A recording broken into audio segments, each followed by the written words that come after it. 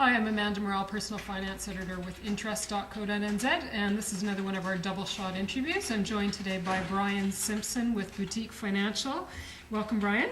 Well, how are you doing? Bryan is a new breed of accountant, and he's here to explain to us how to go about finding an accountant for all you small business owners, or those of you who might be thinking about going into business for yourself, because it is widely known, Bryan, that a lot of businesses are very poorly managed, particularly when it comes to tax time. People tend to let things go a little bit too far. This is where a good accountant would probably come into value. So tell me, how does one go about finding an accountant? Finding an accountant, I think, is really tricky because you don't know, being a non-accountant, whether an accountant's good or bad. So, I mean, starting with who is referred to you by your friends and family is probably a great start.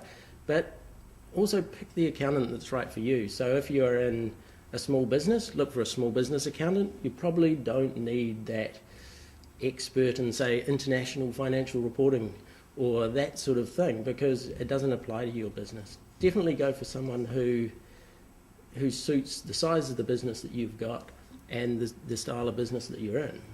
That would be my basic answer. But And commonly people think that they'll get a better quality accountant if they go for a CA, a chartered accountant. Who needs a chartered accountant?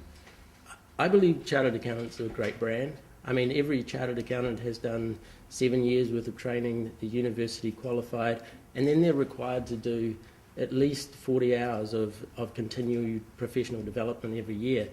Accountants who can call themselves accountants that are out there, if they're not a chartered accountant, they have no training requirements, they have no necessarily, they're not necessarily qualified in anything. So you may actually be better and safer filing your returns and filling in your own tax returns than having someone come along and say that they know how to work an accounting software program and fill in the boxes of your GST return.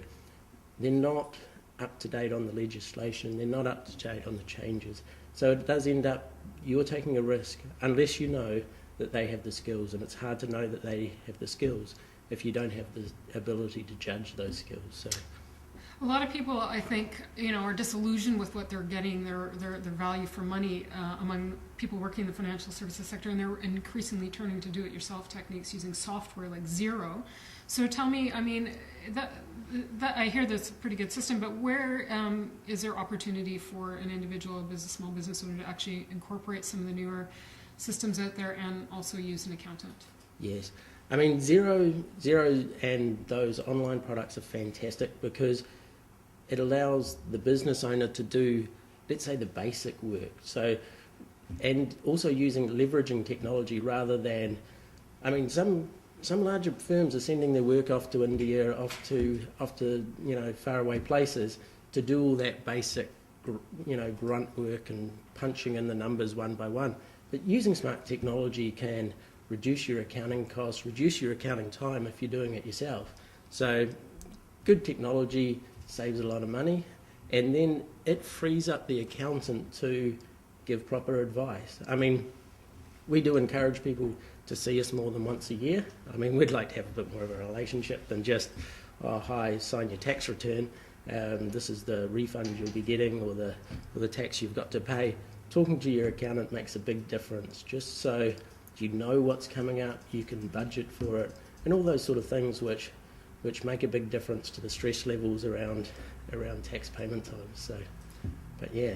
So if you're looking for more engagement from your accountant, does that mean you have a greater frequency of meetings, or they actually ask you more detailed questions about what you're trying to do with your business? How is that relationship cultivated? I would be looking to look for an accountant who will understand your business. I mean, there are only so many tax questions you probably need answered, and there's only so many financial reporting issues that you may have. So you want to look for an accountant who wants to understand your business. And then, yes, regular meetings are great, and a trend within accounting is for the accountant to sit on an advisory board. So if you're a small business, you can't afford a full-time accountant, think about bringing your accountant, say, together with your marketing expert, together with with your HR person all together, sit down, talk about your business on a bigger scale rather than just the end of year accounts. You'll get so much more value out of it. And you know, the greatest thing is being an accountant is being able to see so many different industries. I mean, I sit down with the architects one week, you know, PR consultant the next week, and there are always overlaps of knowledge, of understanding how one industry is doing it as opposed to another. And we can share those. I mean, it's not disclosing anything, but how a different industry approaches a different problem is great value to a client, and it's that broad knowledge of what's happening that an accountant can deliver.